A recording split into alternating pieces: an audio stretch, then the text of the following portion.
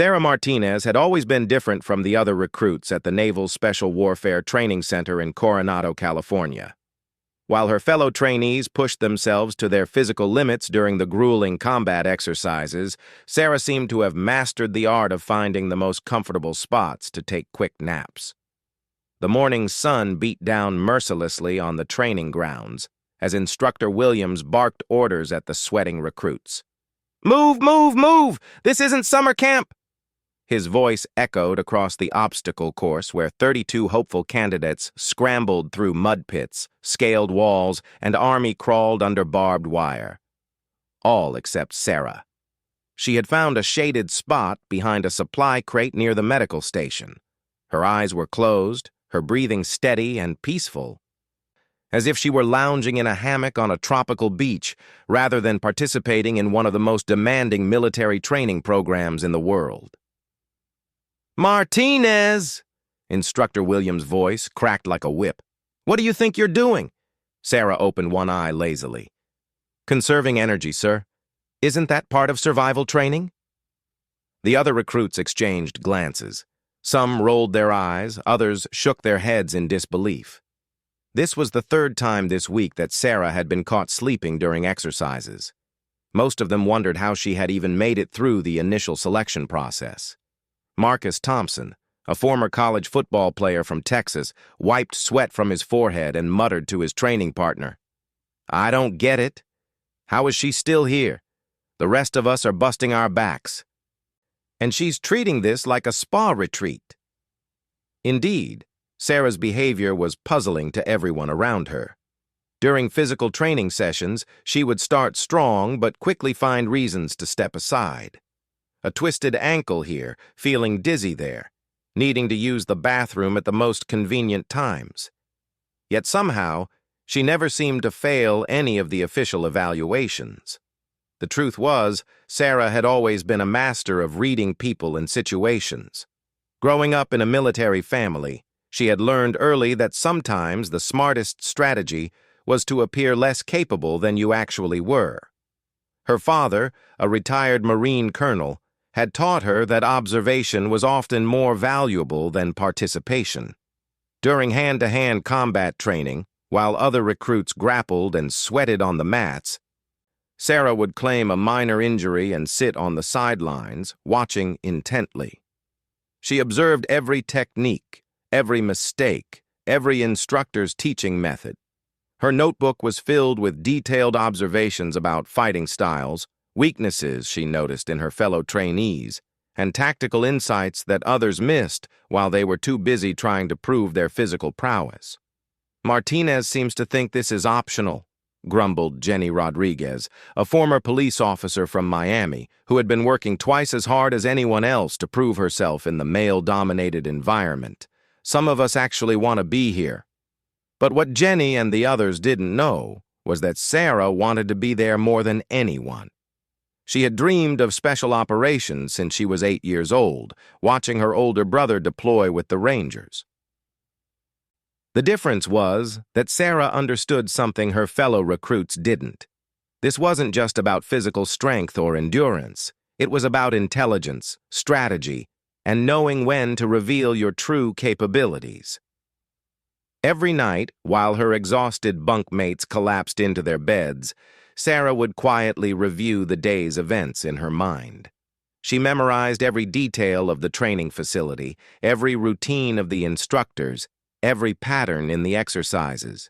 She knew which guards walked which routes at what times, where the security cameras had blind spots, and exactly how long it took for emergency response teams to reach different areas of the base. During weapons training, Sarah's performance was consistently mediocre. She would score just well enough to avoid failing, but never well enough to draw attention. Her shooting instructor, Sergeant Davis, often shook his head in frustration. "Martinez, you're not even trying. I've seen your background. You grew up on a ranch in Montana. You should be able to hit these targets in your sleep." Sarah would shrug apologetically. "I guess I'm just not naturally gifted with firearms, sir." What Sergeant Davis didn't know was that Sarah had been shooting since she was 6 years old. Her grandfather had been a competitive marksman, and by age 12, she could consistently hit targets at distances that would impress professional snipers. But she had learned from watching her brother's military career that being the best at everything made you a target for impossible missions and unrealistic expectations. The psychological evaluations were the most challenging part of maintaining her facade. The base psychologist, Dr. Patricia Henley, was sharp and experienced. During their weekly sessions, Sarah had to carefully balance appearing motivated enough to continue in the program while not revealing the true depth of her capabilities and knowledge. "Tell me, Sarah," Dr. Henley said during one session, her pen poised over her notepad, "what drives you to pursue special operations?" Sarah had practiced this answer many times. "I want to serve my country, ma'am. I know I'm not the strongest or fastest, but I believe I can contribute something valuable." Dr. Henley studied her carefully. "Your instructors report that you seem disengaged during training, that you often appear to be sleeping or avoiding participation." "I learn differently, ma'am," Sarah replied, looking slightly embarrassed. "I'm more of a visual learner. I watch and process information better when I'm not physically stressed." It wasn't entirely a lie. Sarah did learn by watching, but she was also learning far more than anyone realized. She had identified 3 potential security vulnerabilities in the base perimeter, memorized the personal habits and weaknesses of every instructor, and developed detailed psychological profiles of her fellow recruits. The other trainees had started calling her Sleeping Beauty behind her back. The nickname stung, but Sarah knew it served her purposes. Let them underestimate her. Let them think she was lazy or unprepared. When the time came, their assumptions would be their weakness and her advantage. During survival exercises, Sarah's apparent laziness became even more pronounced. While teams were tasked with building shelters, starting fires, and finding food, Sarah would volunteer for the least demanding jobs like gathering kindling or watching for instructors. But what she was really doing was conducting reconnaissance, noting which teams had the best strategies, which individuals had valuable skills, and how the instructors evaluated performance. One particularly hot afternoon during a desert survival simulation, most of the recruits were struggling to build adequate shelters before nightfall. The temperature was over 100 degrees, and several trainees were showing signs of heat exhaustion. Sarah had wandered away from her assigned team, claiming she felt nauseous from the heat. She found a spot in the shade of a large boulder and appeared to fall asleep. Team leader Jake Morrison was furious. "Typical Martinez," he muttered to the others. "We're out here dying, and she's taking a nap." But Sarah wasn't sleeping. She was listening to the radio communications between the instructors, which she had discovered were not encrypted. She learned that there was a water source about half a mile to the northeast that the instructors expected the teams to find. She also overheard that the exercise would be extended by 6 hours, due to 2 teams performing better than expected. When she rejoined her team an hour later, she casually suggested they explore the area to the northeast. "I thought I saw some green vegetation that way while I was resting." Her team found the water source, and their shelter ended up being one of the most successful of the exercise. The instructors praised the team's resourcefulness, and Sarah made sure Jake got most of the credit. It was better for everyone to think it had been his leadership rather than her intelligence gathering. The pattern continued week after week.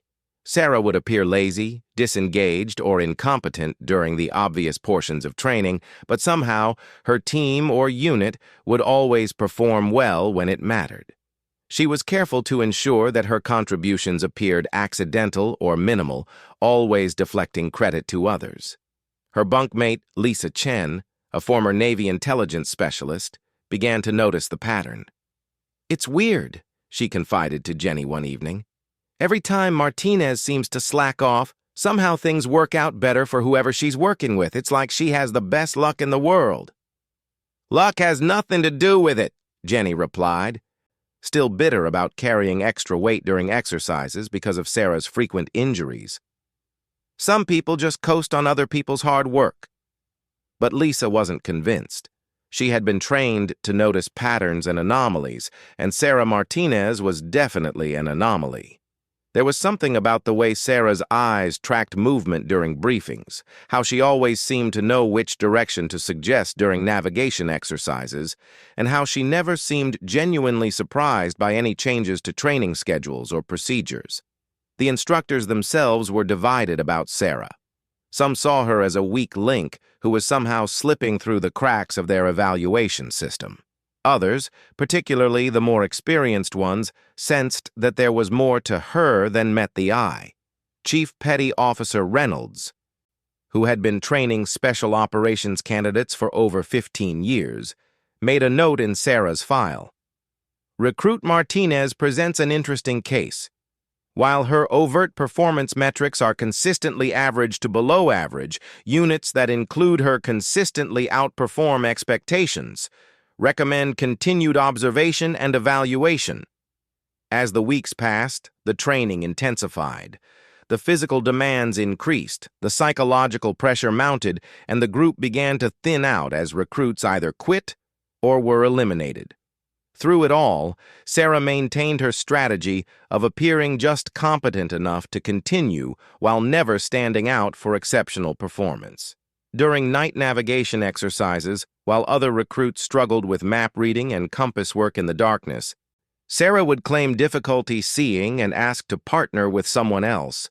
But invariably, the partnerships she suggested would lead to the most successful completions of the course. When questioned about her suggestions, she would claim it was just a feeling or a lucky guess. The truth was that Sarah had been studying topographical maps since childhood and could read terrain features in complete darkness, using techniques her grandfather had taught her during hunting trips. She could identify north by star positions, estimate distances by sound and smell, and navigate using methods that weren't taught in any military manual. But perhaps the most impressive aspect of Sarah's deception was how she managed the social dynamics within the group. She had identified the natural leaders, the followers, the potential troublemakers, and the ones most likely to crack under pressure. She carefully cultivated relationships that would be useful while maintaining her image as someone who wasn't a threat to anyone's advancement. When Marcus Thompson started showing signs of steroid use to keep up with the physical demands, Sarah was the one who anonymously left articles about the health risks in his locker. When Jenny Rodriguez began struggling with the psychological pressure and started making mistakes that could get her eliminated, Sarah would accidentally provide hints or suggestions that helped Jenny succeed. She was like a ghost moving through the training program, influencing outcomes while remaining invisible to most observers. Her fellow recruits saw her as lazy and lucky. Most instructors saw her as a marginal candidate who was somehow managing to stay afloat. But a few began to suspect that there was something much more sophisticated happening. The real test of Sarah's strategy came during the most challenging phase of training. The final evaluation exercises that would determine who would advance to the next level of special operations preparation. These exercises were designed to push candidates beyond their limits and reveal their true capabilities under extreme stress. As the day of the final evaluations approached, tension in the barracks was palpable.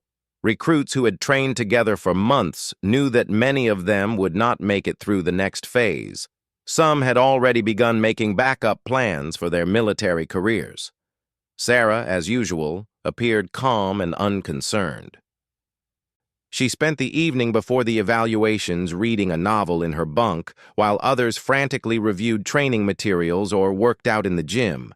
To her fellow recruits, it looked like she had either given up or was too naive to understand the importance of what was coming. But Sarah understood perfectly. She had been preparing for this moment from the day she arrived, not by pushing herself to physical extremes like the others, but by studying every aspect of the evaluation process, the psychology of the instructors, and the weaknesses of her competition. Tomorrow would reveal whether her unconventional strategy had been brilliant preparation or a massive miscalculation. For the first time since arriving at the training center, Sarah felt a flutter of genuine nervousness in her stomach. The final evaluations would test everything: physical endurance, tactical knowledge, leadership under pressure, and the ability to perform when everything was on the line. Sarah had spent months appearing to be the least prepared person in her class. Soon she would find out if that had been the smartest thing she could have done. The morning of the final evaluations arrived with an unexpected announcement. As the remaining 24 recruits assembled in the briefing room at 0500 hours, they found themselves facing not just their familiar instructors, but a newcomer who commanded immediate attention simply by his presence. Commander James "Hawk" Morrison stood at the front of the room like a monument to military precision. His broad shoulders filled his dress uniform perfectly, and despite being in his early 40s, he moved with the fluid grace of someone half his age. The sealed trident on his chest caught the fluorescent lights, and the ribbons on his uniform told the story of a man who had seen action in every major conflict of the past 2 decades. "Ladies and gentlemen," Instructor Williams announced, his voice carrying more respect than anyone had ever heard from him, "Commander Morrison will be observing your final evaluations. He's here on special assignment from Naval Special Warfare Command." The commander's steel-gray eyes swept across the room, pausing briefly on each recruit.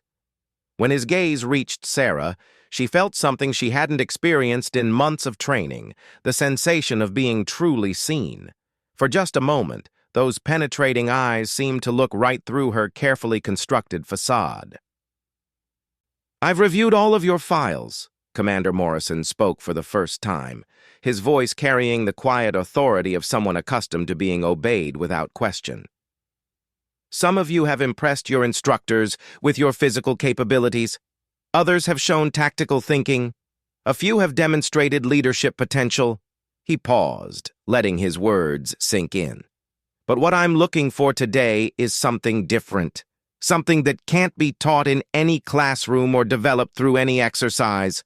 I'm looking for the candidates who understand that the most dangerous enemy is the one you underestimate, and the most valuable asset is often the one hiding in plain sight."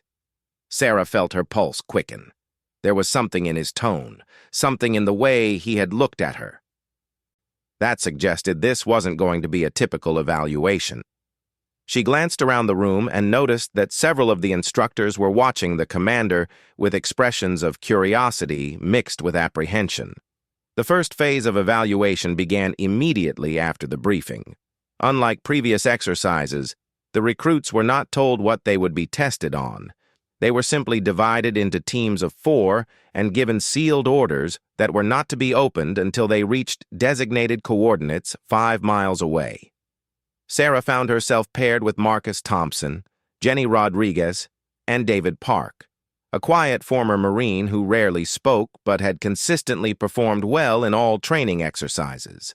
As they jogged toward their coordinate point, Sarah maintained her usual position at the back of the group, occasionally calling for water breaks or claiming fatigue. "Here we go again," Marcus muttered under his breath. "Martinez is going to drag us down in the final evaluation." But when they reached their coordinates and opened their sealed orders, Sarah's expression changed for the first time in months. The mission briefing was unlike anything they had practiced. Instead of a straightforward objective, they were presented with a complex scenario involving hostage rescue in an urban environment with multiple unknown variables and potential civilian casualties. "This is advanced stuff," David said, studying the mission parameters. "We haven't trained for anything this complicated."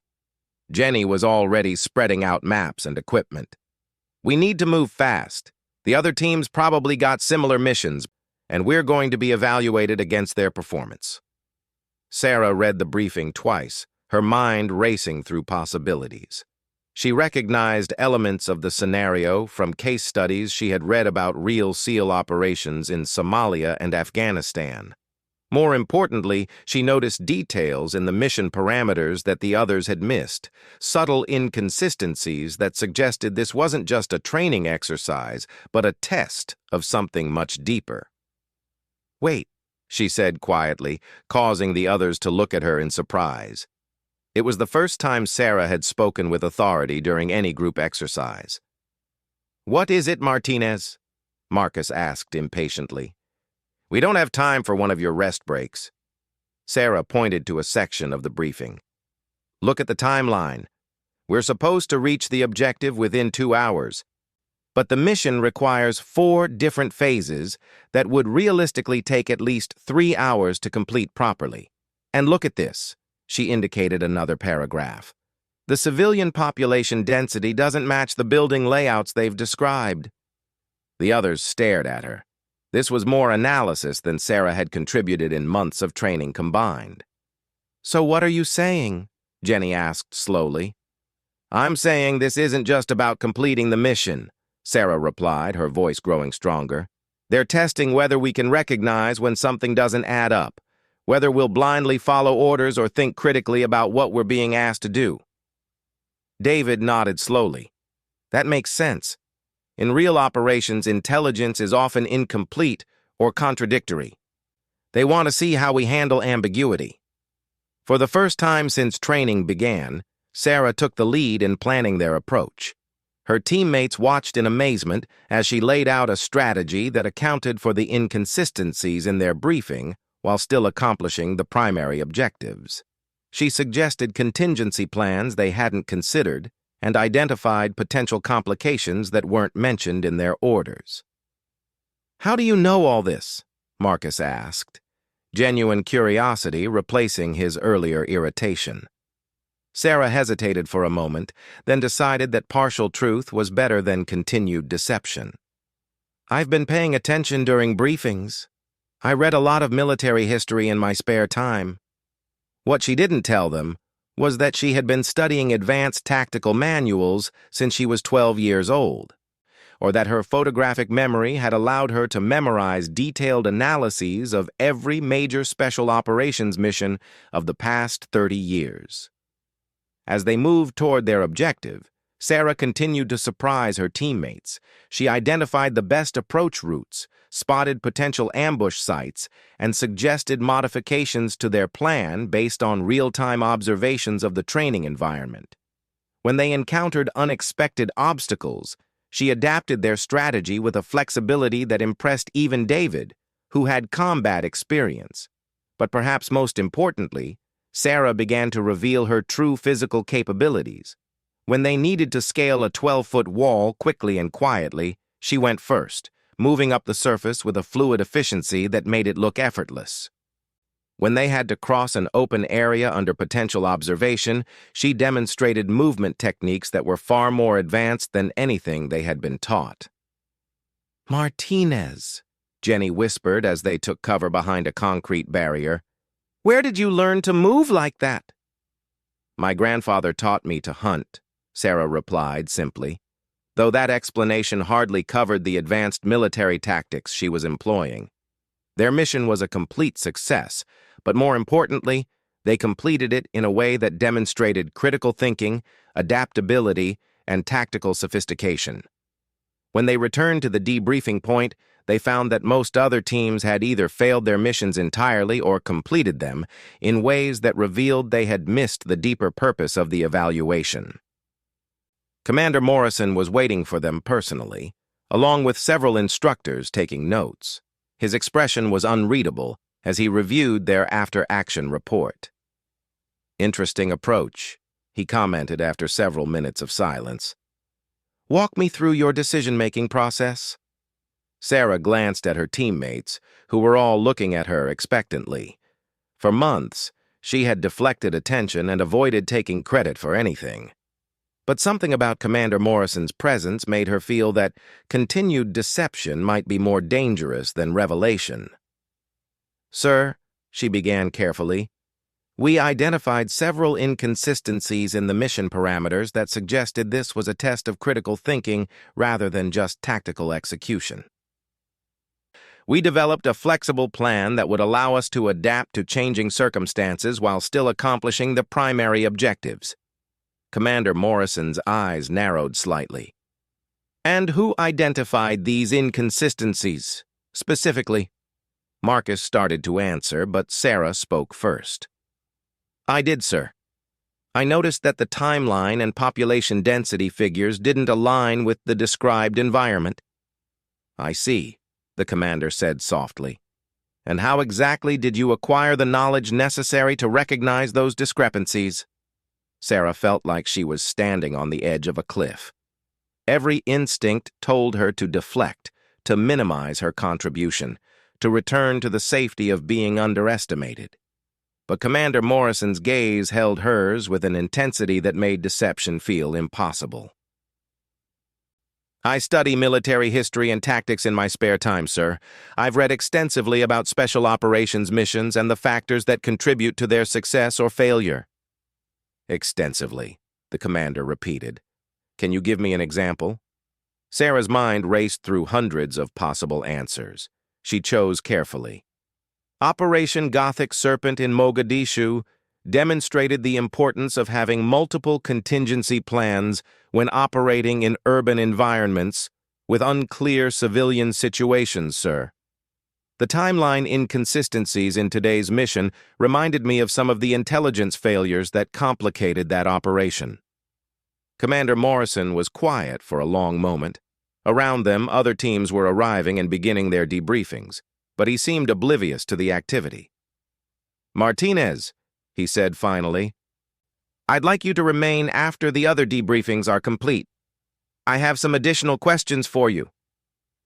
Sarah's teammates shot her worried glances as they were dismissed, but she remained standing at attention, her heart pounding. She had worked so hard to remain invisible, and now she felt like she was standing under a spotlight. The next several hours were a blur of additional evaluations, but Sarah found it increasingly difficult to maintain her facade of mediocrity.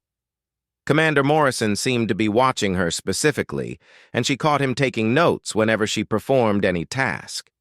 During weapons training, when she deliberately shot slightly off target to maintain her cover, she noticed him making a mark in his notebook. During the final physical assessment, Sarah faced a dilemma. The test was designed to push recruits to their absolute limits, and maintaining her image of being barely competent would mean performing far below her actual capabilities. But excelling would destroy months of careful positioning. She chose a middle path, performing well enough to pass, but not so well as to stand out. It was a delicate balance, and she could see from Commander Morrison's expression that he was aware of exactly what she was doing. When all the evaluations were complete, the recruits were ordered to wait in the barracks while the instructors and Commander Morrison deliberated. The atmosphere was tense, as everyone tried to guess who would advance and who would be eliminated. I think Martinez might actually make it, Lisa Chen said quietly to Jenny. She really stepped up during the mission planning. One good day doesn't make up for months of slacking, Jenny replied, though her tone lacked its usual edge. She had been impressed despite herself by Sarah's performance. Marcus was more generous. I have to admit, she knew things I didn't expect. Maybe we misjudged her. Sarah lay on her bunk, staring at the ceiling and wondering if she had made a catastrophic mistake by revealing even a fraction of her true capabilities. She had spent months building a reputation as someone who was barely competent, and now she had shown enough skill to raise serious questions. 2 hours later, Instructor Williams appeared in the barracks doorway. Martinez, Commander Morrison wants to see you. Now! The walk to the commander's temporary office felt like the longest of Sarah's life. She had no idea what to expect, but she was fairly certain that her careful strategy was about to unravel completely. Commander Morrison was alone in the office, studying a thick file that she assumed was her complete training record. He gestured for her to take a seat across from his desk, which surprised her. Throughout training, recruits were rarely allowed to sit in the presence of senior officers. Recruit Martinez, he began. I've been studying your file, and I find it quite interesting. Your performance metrics show a pattern of consistent mediocrity, but today you demonstrated knowledge and skills that are far above the level of your peers. Sarah remained silent, unsure how to respond. I've also been talking to your instructors, he continued. Several of them have noted that while your individual performance is unremarkable, units that include you tend to outperform expectations. That's a curious coincidence. Sir, Commander Morrison held up a hand, stopping her mid-sentence. I'm not finished. I've also had the opportunity to review some additional information about your background. Your father, Colonel Robert Martinez, served 3 tours with Marine Force Recon. Your grandfather, Sergeant Major William Chen, was a sniper instructor during Vietnam. Your brother currently serves with the 75th Ranger Regiment. Sarah's stomach dropped. He had done his homework. So my question, Recruit Martinez, is this. Are you truly the barely competent candidate your training record suggests? Or are you perhaps the most strategically minded individual I've encountered in 20 years of special operations? The moment of truth had arrived.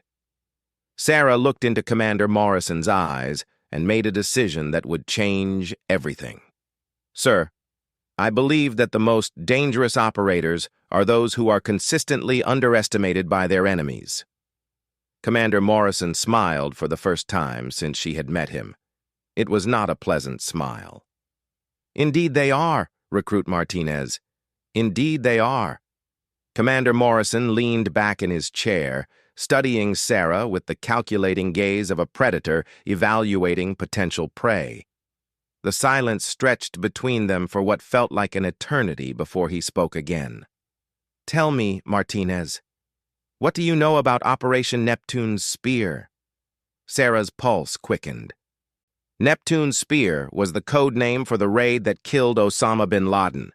It was one of the most classified and successful special operations missions in modern history. The fact that Commander Morrison was asking about it meant this conversation had moved far beyond a simple training evaluation. Sir, I know it was a SEAL Team 6 operation in Pakistan 2011. Successful elimination of a high-value target with no American casualties. That's the public version, Morrison said quietly. But what made that operation truly successful wasn't the shooting or the flying or the technology. It was the months of intelligence gathering, the careful analysis of patterns, and the ability to see details that others missed. The most critical member of that operation never fired a shot.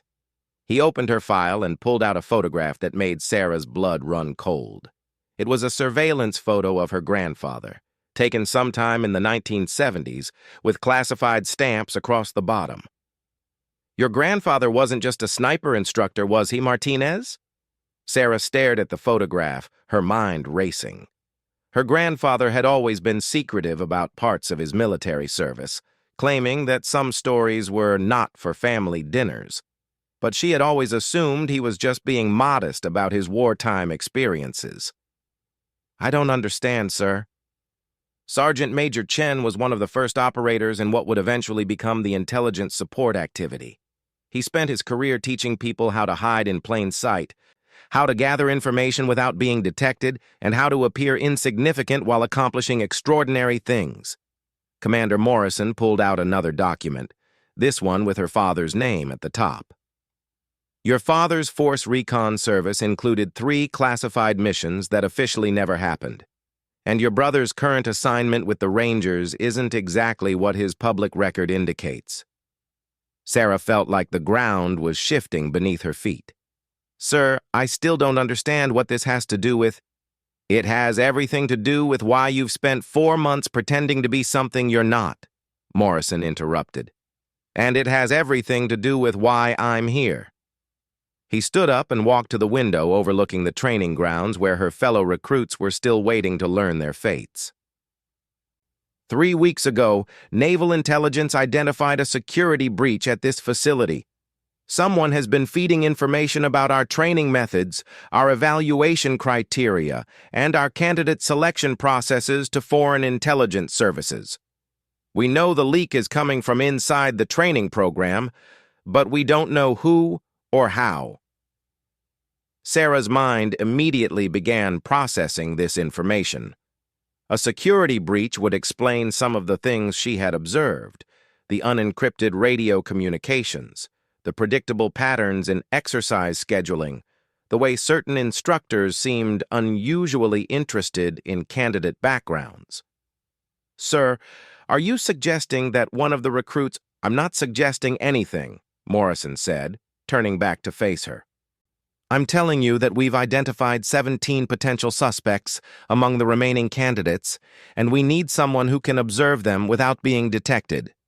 Someone who has already proven that they can hide their true capabilities while maintaining access to sensitive information." The pieces were falling into place. Sarah's months of appearing lazy and inattentive hadn't just been a personal strategy for avoiding unwanted attention. She had inadvertently created the perfect cover for intelligence gathering. "You knew," she said slowly. "You knew about my background before you arrived here." "Your grandfather contacted me 6 months ago," Morrison confirmed. He was concerned that his granddaughter was applying for special operations training without proper guidance. "He wanted to make sure you understood the difference between seeking glory and serving effectively." Sarah thought back to her grandfather's conversations before she had left for training. He had been unusually serious, giving her advice that had seemed overly cautious at the time. Now she realized he had been preparing her for exactly this situation. So the months of training, the evaluations, my fellow recruits, all real, Morrison assured her. Your performance and the reactions of others have been entirely genuine. But your grandfather and I suspected that someone with your background and training would instinctively adopt a low-profile strategy. We were curious to see how effectively you could operate while appearing unremarkable." Commander Morrison returned to his desk and pulled out a map of the training facility, marked with red dots and arrows. "These represent all the locations where classified information has been accessed or transmitted during the past 3 months. Notice anything interesting?" Sarah studied the map carefully. The pattern was subtle, but she could see it. Someone was systematically documenting the entire training program, not just gathering random intelligence. The access points suggested someone with intimate knowledge of base security and routine operations. "Whoever is doing this has been here long enough to understand all the patterns," she observed. "They know which areas have surveillance coverage, when guards change shifts, and how to move around without being detected." "Exactly. Which means it's not a recruit. Recruits don't have that kind of access or knowledge." Sarah looked up from the map, understanding dawning. "It's one of the instructors." "That's our assessment. But we need proof. And we need someone who can observe the instructors without raising suspicion. Someone who has already established a pattern of being overlooked and underestimated." The full scope of what Commander Morrison was asking began to sink in. He wanted her to become a spy within her own training program, using the cover identity she had accidentally created to investigate people who held her military future in their hands. "Sir, if I'm caught—" "You won't be," Morrison said with quiet confidence. "Because you're going to do exactly what you've been doing for the past 4 months. The only difference is that now you'll be doing it with purpose and support." He handed her a device that looked like a standard-issue training tablet. "This contains all the intelligence we've gathered so far, including profiles of the suspected instructors and a communication system that will allow you to report observations without detection. Your mission is to identify which instructor is the source of the leak and gather evidence of their activities." Sarah stared at the device, her mind reeling. "What about the other recruits? What happens to my training?" "Your training will continue exactly as before. As far as everyone else knows, you remain the marginally competent recruit who barely made it through the evaluations. But now you'll have additional objectives during every exercise and evaluation." Morrison's expression grew serious. "I need to be clear about something, Martinez.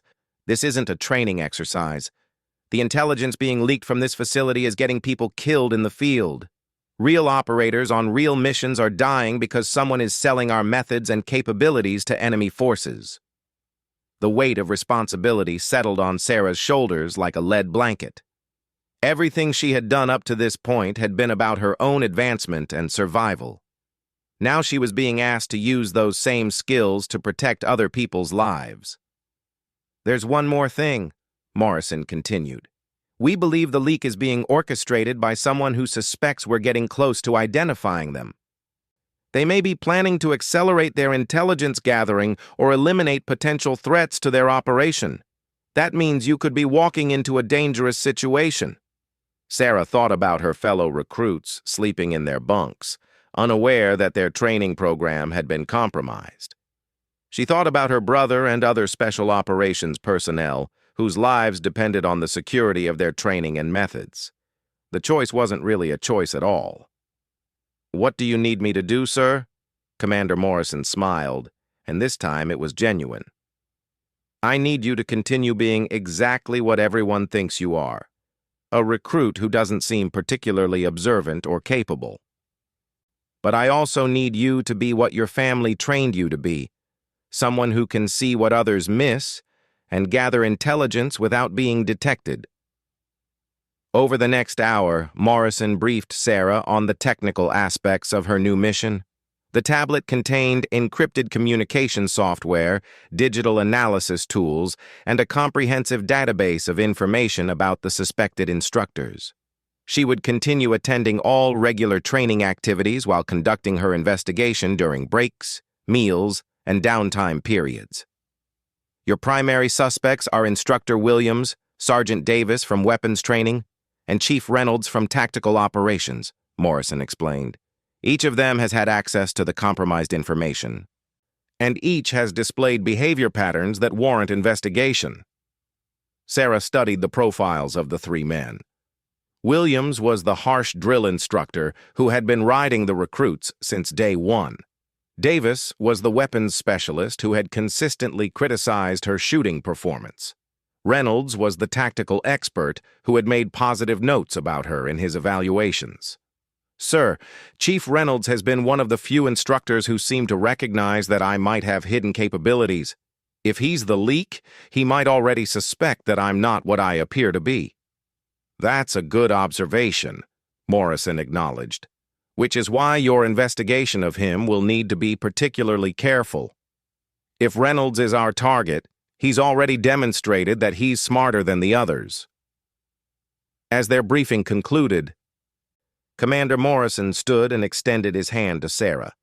"From this moment forward, Recruit Martinez, you're operating under special authorization from Naval Intelligence.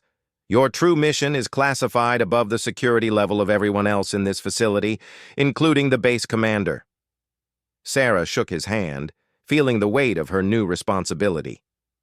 "Sir, what happens after I identify the source of the leak?"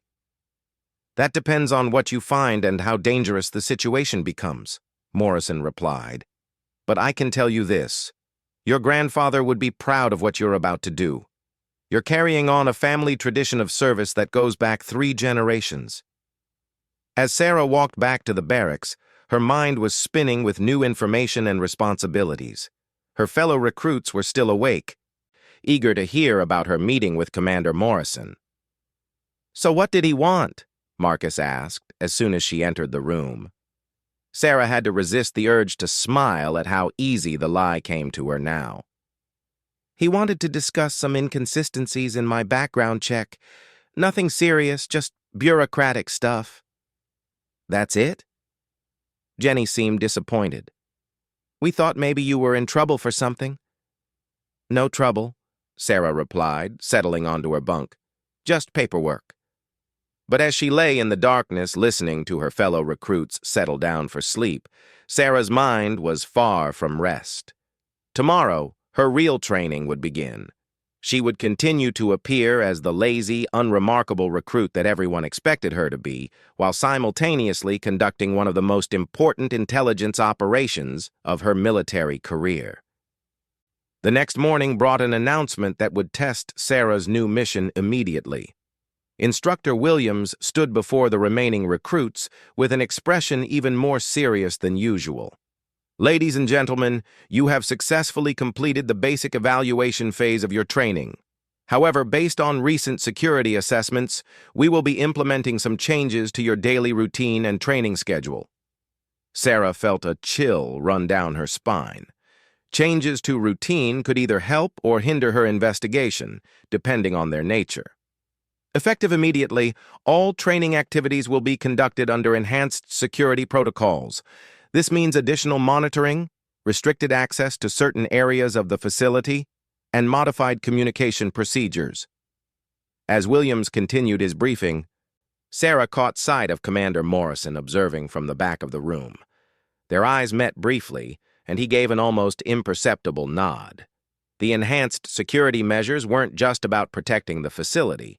They were about forcing the leak to adapt their methods, potentially exposing their identity.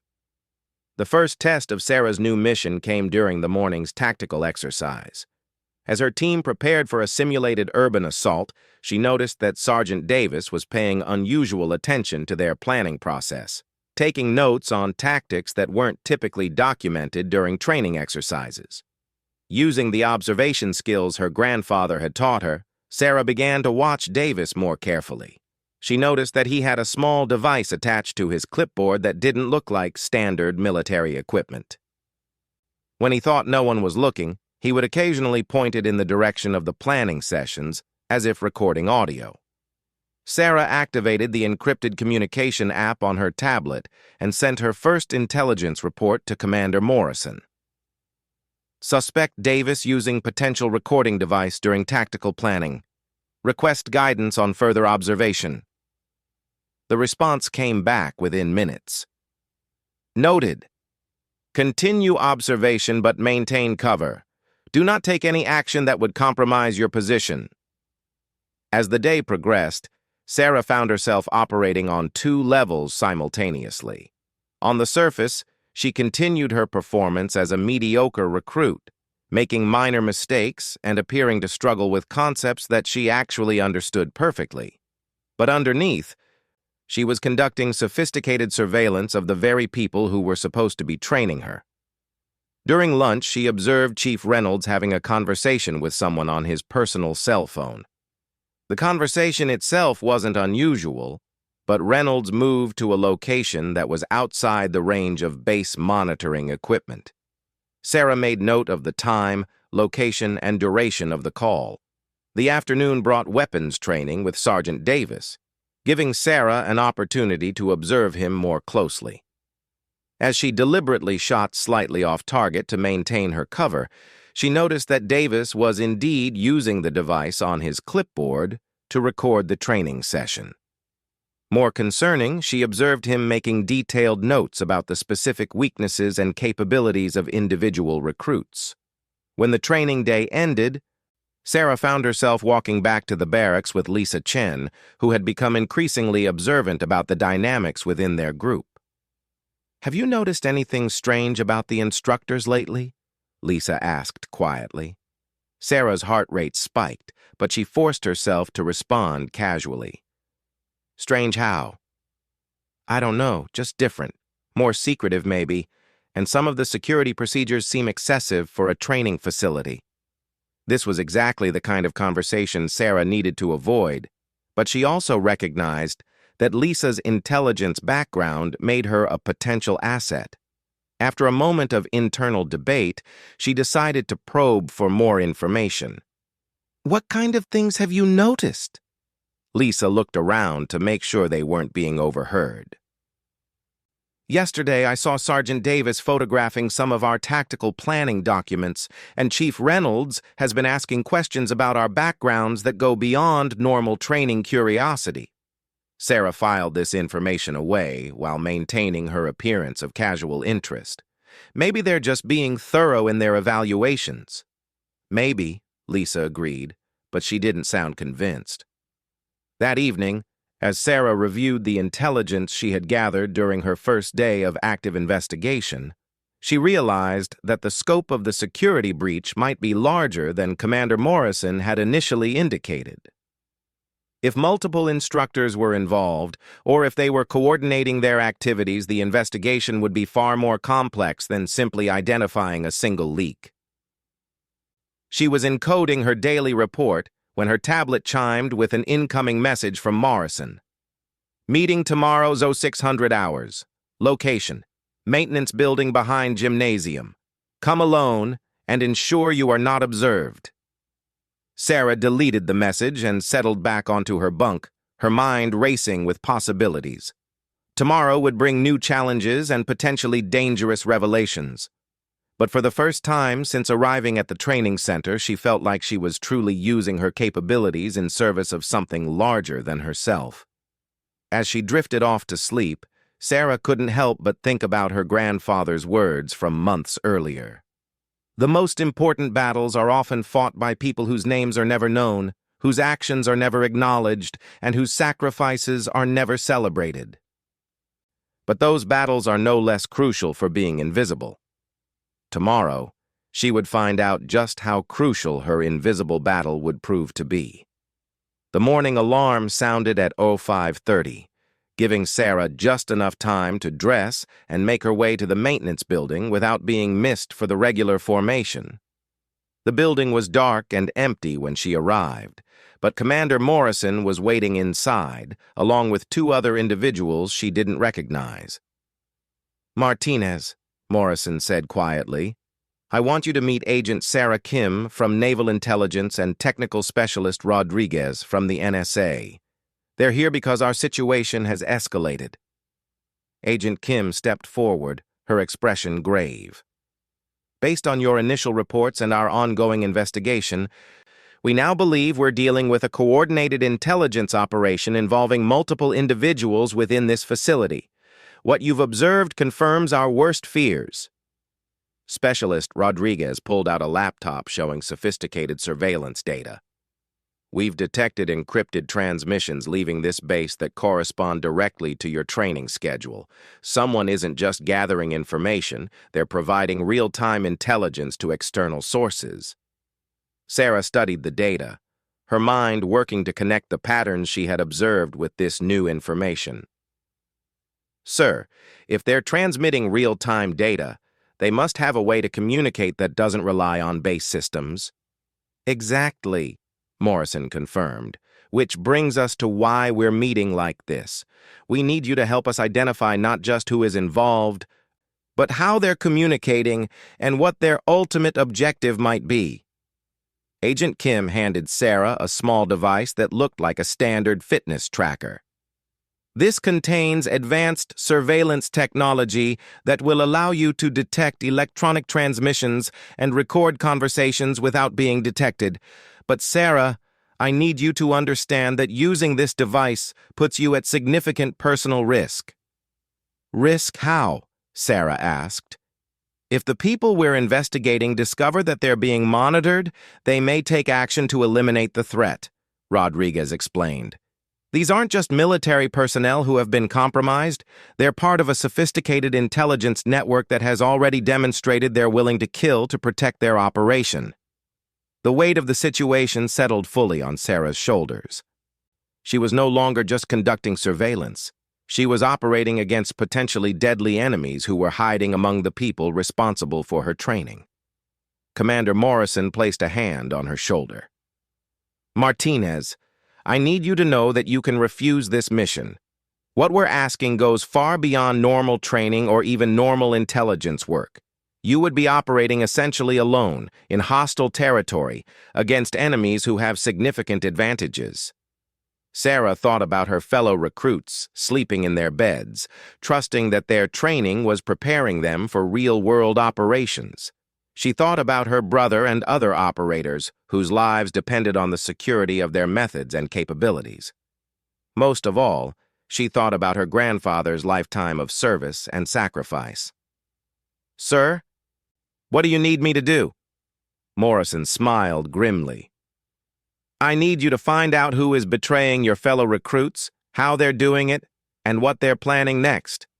And I need you to do it while maintaining your cover as someone who barely has the capability to tie her own boots." As Sarah walked back to the barracks in the pre-dawn darkness, she realized that everything in her life had been preparing her for this moment. Her grandfather's training, her family's military tradition, her months of careful observation and strategic thinking, all of it had led to this mission. But more than that, she understood now why Commander Morrison had given her one simple order that changed everything. Be exactly who you are, but do it on purpose. For months, Sarah had been pretending to be less than she was. Now, she would use that same deception to protect the people and principles she had sworn to serve.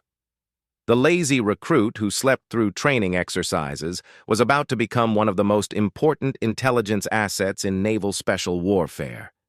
The real mission was just beginning.